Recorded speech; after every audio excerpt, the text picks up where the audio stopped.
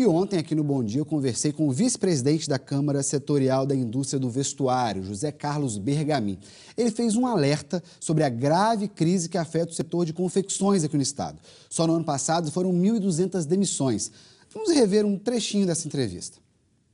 No conjunto, e o principal problema é em função do custo Brasil. Nós temos uma burocracia muito grande, nós temos uma situação trabalhista complexa, nós somos intensivos de mão de obra e é uma indústria de oficinas, é semi-artesanal, composta de micros e pequenos. E nós somos colocados numa situação jurídica como um todo e tributária igual. Ao longo dos anos, a dinâmica da economia vai se mudando e hoje tributar segmentos da economia intensivos de mão de obra, que de pouco valor agregado a essa mão de obra, uma mão de obra mais desqualificada, não dá mais. É preciso que isso seja profundamente revisto e urgente. E agora nós vamos ouvir alguém que está lá no Congresso Nacional para saber o que o governo e o que os nossos representantes, deputados, senadores, estão fazendo para tentar acabar com essa burocracia e ajudar os empreendedores. Aqui no estúdio eu recebo o deputado federal César Colnago, do PSDB. Muito bom dia, deputado. Obrigado mais uma vez pela presença aqui no Bom Dia.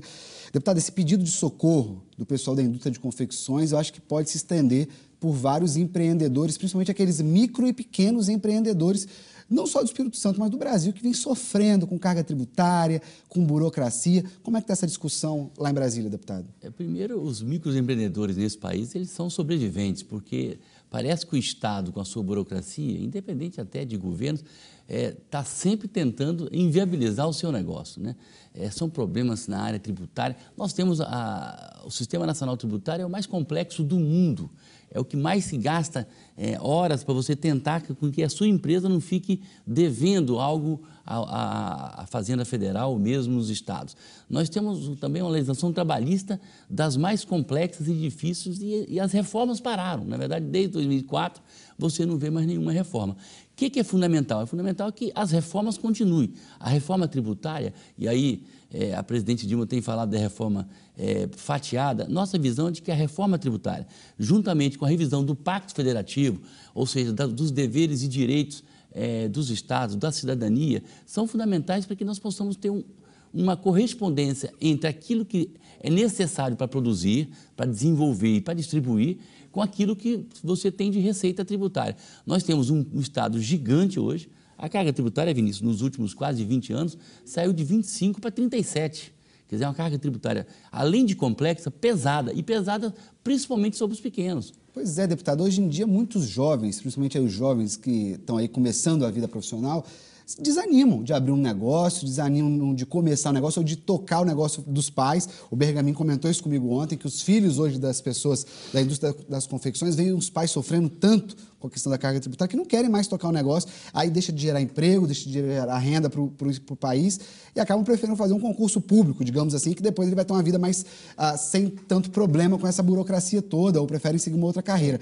O que os deputados podem fazer sobre isso, deputado? Primeiro é o seguinte, na proposta de desoneração, por exemplo, que é a reivindicação deles, eu vou propor até o setor, de que a bancada sente com o setor, mas isso não é só do setor. Na verdade, como você bem disse, o problema da burocracia, da carga tributária, da ausência das reformas, principalmente no caso aqui da reforma tributária, faz com que os setores fiquem cada vez mais asfixiados. Preciso dizer que na última medida provisória que tratou da questão da desoneração, deputados federais apresentaram, não só para o setor de confecções e vestuário, mas também, além do setor, por exemplo, de mármore e granito, desonerações maiores, porque o governo fez uma desoneração, mas não teve, tanto que não teve impacto. Olha o PIB do ano passado. O PIB não teve impacto na medida em que o Estado é muito guloso, o Estado quer toda hora só arrecadar e tirar, e o pior, nós fizemos até um ano passado uma mobilização grande para dar transparência naquilo que é retirado da sociedade, uma legislação que a presidente Dilma até ela sancionou, que é da transparência aos tributos e principalmente do controle sobre o que se faz com o dinheiro público, porque se tira muito e aí se tira muitas vezes massacrando a atividade econômica que gera emprego, que gera renda e muitas vezes você não sabe onde ser colocado. Uma outra ameaça agora, e aí para os pequenos e mesmo para os médios e mesmo grandes, é a questão por exemplo, a reforma tributária está começando exatamente pelo ICMS que sai nos estados. E a redução da alíquota de 4 interestadual e a unificação para combater a guerra fiscal vai tirar muito mais recursos do Estado do Espírito Santo, afetando a economia capixaba, inclusive de confecções e vestuário. Quer dizer, nós tínhamos que ter uma coordenação melhor no plano federal, do próprio governo federal, que junto com as casas legislativas, Senado e Congresso e Câmara Federal, pudesse estar fazendo uma reforma, mas com uma visão ampla, vendo a questão dos fundos de participação, da aplicação desses recursos, da distribuição, vendo o que se tira da sociedade sem penalizar demais os micros e o pequeno, porque é aí que gera emprego. É aí que você tem a criação de milhares de empregos, seja na confecção, na construção civil, mesmo no setor primário da agricultura, para que você tivesse uma equação melhor e a não penalização do microempreendedor que quer desenvolver, que gere emprego, não só na família, mas na comunidade, e muitas vezes o sujeito não consegue sobreviver, ele tem dificuldade de abrir uma empresa. Enquanto que em alguns países você leva coisa de horas ou poucos dias, você tem dificuldade de abrir uma empresa. Você tem dificuldade de manter a sua empresa pela burocracia e mesmo se você resolve encerrá-la, é um trabalho infernal. Agora, deputado, o senhor disse que o governo arrecada muito e gasta mal o dinheiro dos contribuintes. Agora, cabe ao Congresso Nacional fiscalizar esses gastos e cobrar do governo, cobrar reformas, cobrar transparência. Não está faltando uma participação mais efetiva dos deputados, por exemplo? Porque o governo tem a maioria, tem base na Câmara. A base do governo é maioria na Câmara do que a oposição. Não cabe mais uma postura mais firme dos deputados fiscalizar isso? Eu acho que cabe a postura de um Congresso que se afirme mais, que atue mais, que trabalhe cada vez mais no sentido de ter autonomia e independência em relação à pauta do governo. Nós somos muito pautados apenas por aquilo que vem nas medidas provisórias. E muitas das iniciativas, por exemplo, o ex-deputado federal Germano Rigoto apresentou há muitos anos atrás, eu fiz o levantamento, Vinícius, de mais de 1000 propostas que estão lá para serem votadas, uma proposta de reforma tributária, que tem coisas interessantes nessa proposta. Não anda. Por que anda no Congresso? Nem os vetos andavam, agora que vai andar por intervenção do Supremo Tribunal Federal. Quer dizer, é você ter uma pauta que fosse negociada, projetos de iniciativa do Parlamento que ajudariam mais a sociedade. Tudo é pautado só pelas medidas provisórias. Nós estamos agora mexendo em legislação, por exemplo, da medida provisória 599, que trata das alíquotas, e você tem 5 dias só para apresentar emendas.